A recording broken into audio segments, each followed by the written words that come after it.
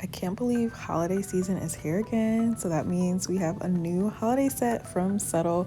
This is the Ready Set Glow, and I am so excited because this set features two new products from Subtl.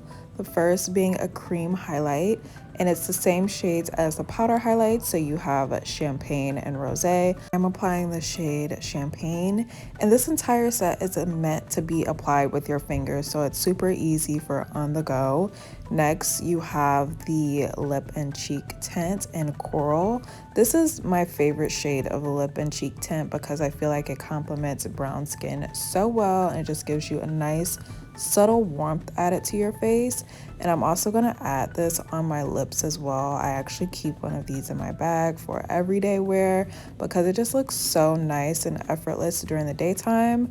And the other product in this set that I am super excited about, I was waiting for Subtl to come out with this, is a lip balm. I have super dry lips come the winter time.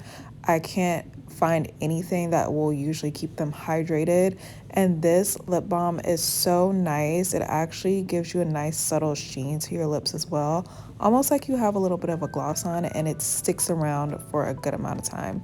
So that is my look today. Super easy, effortless, everyday look using the Ready Set Glow set from Subtl Beauty.